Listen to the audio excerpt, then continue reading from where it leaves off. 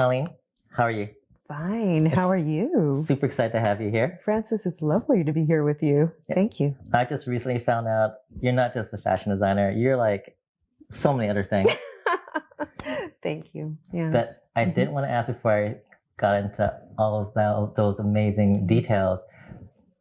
What exactly would you say is your core mission and the legacy that you wish to leave behind? Well, I think I've always wanted to be actually a teacher. Oh, So I want to be able, because I didn't have children, unfortunately. And so I think my legacy would be to give inspiration to the younger generation and to share all my knowledge that I've been through all my life. And if they can take that and make it their own world, but for me to just share that and to give that is the most important thing. But also, I love sharing compassion and unity and diversity too, like just the respect of togetherness and love. okay. Yeah. Now you start off with so many different types of passions and art forms. Let's go back to the very beginning. When you first, what was the first artistic passion that you gravitated toward? Okay. So I started very young. My mother was my first teacher, my art teacher, and she was with me all the time ever since I was young. So I think I started like at 4. I was coloring and drawing nonstop.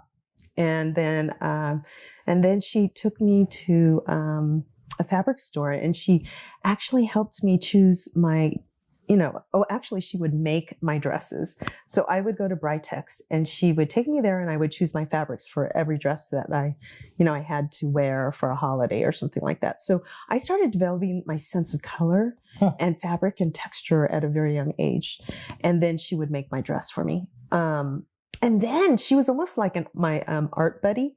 So I would learn embroidery and like ceramics and easy bake oven. Did you ever have that? Yes. Where you're baking and yes. You had the easy bake oven? No, but I know exactly what that is. I love the easy bake oven. Okay, Yeah. so somehow that's really cool. Anyway, so I learned baking, and I don't know, anything that I wanted to learn, she provided that for me. Me and my parents. My parents provided that for me. Okay. Yeah. Now you're really, obviously among many other things, you're really well known for being a fashion designer, world-class, top model.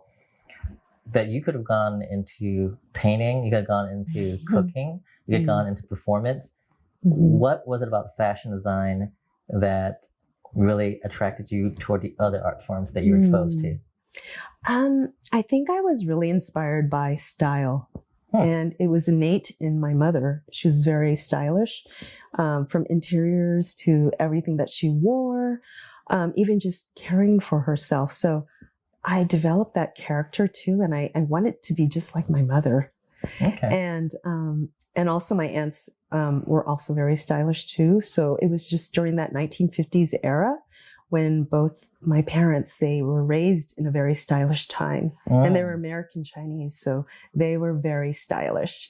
So I already had this kind of, kind of this vision that everyone should be dressing really chic and beautiful. And so then why not keep on creating that? Because I was creating like my dresses, my mom would be making it for me, but I was already trying to be stylish at such a young age. So I was just saying, well, wait, I think I'd love to, create more style. And that's how it naturally happened. So I've always wanted to ask this to fashion designers. What is the difference, if any, between fashion and style? Okay, so style is innate in you. You have it, that natural kind of form.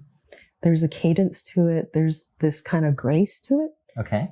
And it's almost like when you play music, there's that, you just know when to pause, the space, the notes, give that space, and then also that elegance of that refined note. So I don't know, because I mix music and style and vision and everything together. I see things and hear things and then vision it. But I feel it's almost like a composition of writing music or something. It's just, there's this beautiful artfulness to it. Okay. Yeah. So that is style, right? Okay. Now, fashion is lovely. I mean, I teach even fashion too, French couture and American design. You can learn all you want, but if you don't have that style to put it in, you'll have it, but there's this special uniqueness in yourself when you have that style, because it becomes your own character. And then you emit that in, that means you just develop this uniqueness to it. Does that make sense? Then let me ask you this. Can you go into the best fashion school out there, get top grades, do really well, but if you don't have your own personal style, does that mean you may not be able to succeed?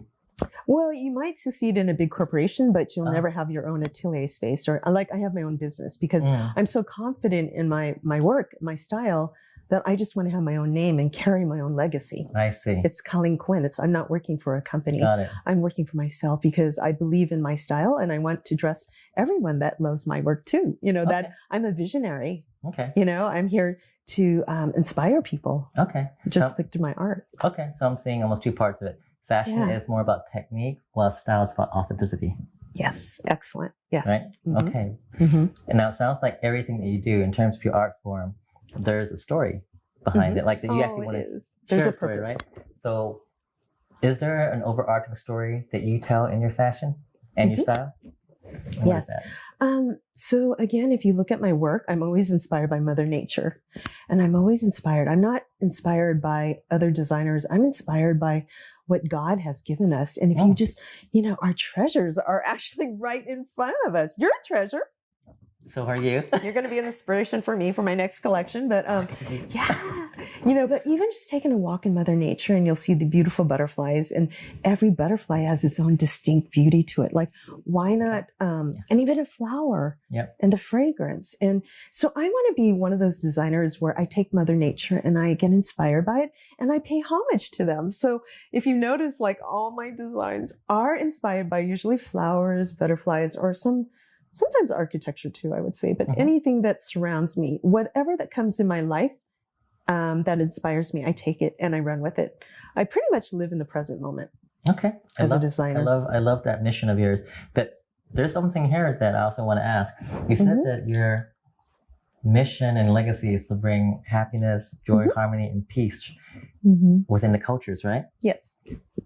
What do you think is the calling or the opportunity for you to utilize that passion in light of what has happened in the last 2 years, where there's been this huge disconnect and divide with some of the cultures because of, just the way we've been divided. Definitely. So is that a calling for you to step up and try to address that through your skills and your gift? Yeah. So what has happened through COVID, and I think it's actually definitely has impacted the whole world, is of course we're going within. We can't be external, and we have to face and confront our inner self and our inner truth. And we're all becoming very strong at that, but we're also maybe creating conflicts, and there might be some, challenges that we're going through, right? But I feel as a designer and artist, I'm here to also celebrate that. Yes, it's so nice that we are finding ourselves. We're going within. We're going into our families again. We're being with them again. We're actually having picnics, or we're just, bonding, and there's community and there's unity. And yes, we're getting segregated in some ways. Like sometimes there's racism and stuff like that. But also we're coming together, maybe the Asian community, where we're supporting each other now. Before we were like, good luck, just let's see if you can sink or swim. Now it's like, I feel like we're more of a stronger family. I'm American born, so I've been here. And I feel that we're really actually protecting each other. And I've always wanted that. I wanted that kind of protection where, we're alike, we're family. So I feel in some ways, as an artist, I'm just saying, when I make my work, my paintings are Asian people, actually. And I don't need to always put anyone of any other color. I have a right to, do my own thing, because I want to celebrate our culture, and I'm very strong at that. I love our Asian culture. So I'm here to be not only an Asian artist, but reflecting that and celebrating our beauty. Now you talk about yourself as an Asian artist. Were you always that way, or was there an inflection point where you all of a sudden began to, because you're American born, so was there a point where you suddenly started to embrace your Asian culture, or were you always embracing? So I was born American, and the only difference that is that I didn't speak English. I didn't speak Mandarin or Cantonese, and I'm Cantonese, so that segregated me. But my family roots has always kind of raised me with the principles and values of the Chinese culture, and always supporting each other. And, being a 3-generation family here, I would have family parties that are 3 generations all together. Oh, wow. Grandma to, I know it was second cousins, third cousins. And I was used to having my family here because they've been here since the 1800s. I'm like one of the most oldest kind of American. Yeah. And so my roots are here. And so I didn't really feel that I was separated. But when I went outside of my world, yes, I felt very kind of almost a little bit discriminated, even for my own kind. Almost a reverse discrimination, right? Yes. And I didn't know anything about it because I was going, well, what's wrong? It's like, I don't know. I just don't speak English, but we still can speak, it just, right. And actually, and my best friends were like German or something. Like, I didn't really care about the color of the skin. I wasn't raised that way. Actually, my parents didn't raise me that way. So it's just, I would look at every person's spirit. So then when people would come from other, Asian countries, they go, well, why don't you speak Chinese? Shame on you. And I'm going, well, I'm so sorry, but my roots came here, and we actually made a path for everyone here to come in a more, more comfortable way, because my family had to go through a lot of racism through this time. I mean, not even buying land, in the 1960s, unless, it just depends on where you're living. So we paved the way. So there should be, I'm not a betrayer of my own culture in any way. But this is who I am. This is where I am.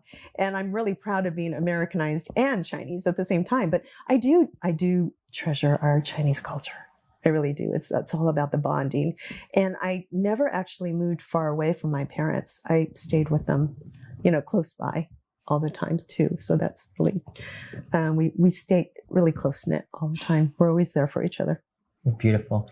So then, can you tell me a little bit about what you right now, as you're planning out, I know there's a fashion show coming up. Yeah, right. I'm so excited. Yeah, I can't wait to see that.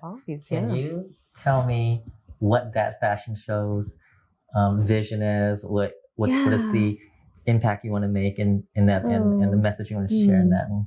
So this is really coming full circle, because I never felt connected to the Chinatown community, even though my grandparents had their own Chinese medicine store on DuPont Street, which is now Grant Street, but it used to be called DuPont, I didn't know that. So my roots were here in the 1800s, and but I never actually, because I lived in Alameda and then I went to San Francisco, I never got attached to Chinatown. And so I had this opportunity. I was going, oh my gosh, I'm coming full circle. And every time I went to Chinatown, I felt my ancestors there, and I was going, oh my gosh, I hope one day that I can even live here or something, or just have a cool studio here, because this is where I grew up, and I'm very honored to be here, and it's my roots. So when the Grant Street Follies actually invited me, I said, oh my goodness, this is like bringing me back full circle, and thank you so much, because I want to get connected with you guys. I want to know you guys. You're my family, and it's like an extension. Because, it's an extension. I've always wanted to. I've been here all this time, but I'm coming full circle, and it's such an honor. So I'm coming as an Asian American designer and showing my couture work. I'm one of the only couture designers here in America. I do believe that. And also, I'm sharing all my legendary work. So I've been designing for over 30 years, and my work, so I'll be showing my gowns that are 20 years old, but they're still very timeless and beautiful. Like that peony gown, that one is about 18 years old. Tell us about that gown. I love that. Okay, so it's Mother Nature. There's flowers, right? So it's a peony, which is my favorite flower. So I'm not here to really do the realism of a flower. It's more, of course, the kind of essence of it, right? That's very Chinese, because I study Chinese watercolor, but it's the essence of the flower and the spirit of it. And I felt that was the color I wanted to do. And I love that flower. So that's my creation. If you'll notice, there's this big flower on the bottom, almost like an Art Deco feeling. And then this slender feeling of the stem of her body. And then I embroidered all of that too. Wow. And so, there's this mixture of French couture, which is a low décolleté, which means a low back neckline. And then there's the, the little neckline here, because I studied French couture evening wear. That's the highest, it's like getting your doctor's degree in Paris. So that's the ultimate master of design, actually. I'm very honored to have learned that. So everything I do is specialized in evening wear, and everything's made to measure. I don't do mass production. I only do, it's like an art piece. Each person I meet their spirit, and then I create for them. And I just love it. I just love doing that, each person. So I treasure every person that I meet. Is there a story behind that piece? Because you told me that a lot of these pieces are like a story, right? Yeah. Well, that one is actually from my Compassion collection. And everything had to do with shapes of hearts and flowers, and I felt that kind of connected everyone. Those symbolisms are so like elementary and maybe childlike, but I like that because it's a universal message. Do you understand? I don't need to be so complex.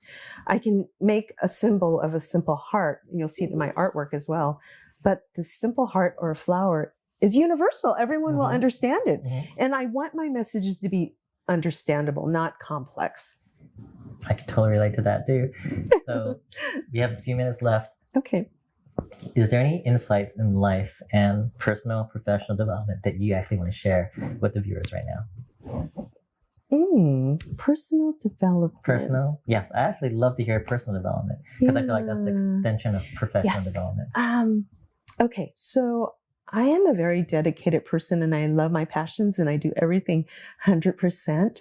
So all I can really say is that, I think what I learned is that I need to make mistakes in order to learn. And that means it might be quantity of learning things, but, redoing them or not redoing them.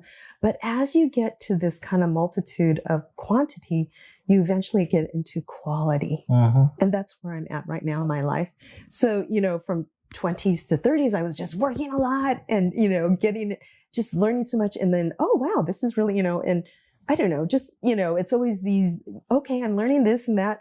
And then in my 30s and 40s, I became a little bit more mature, and I was going, I'm going to go for this, and jump for it. And then, oh yeah, I'm making mistakes, but it's okay. People are still accepting me, and I'm at my truth.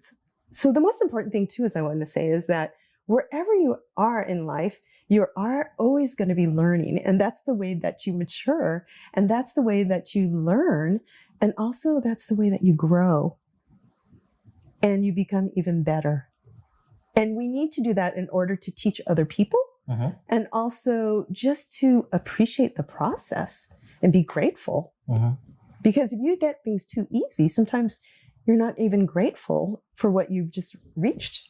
So there's this humbleness and there's gratefulness of going through the process of living life.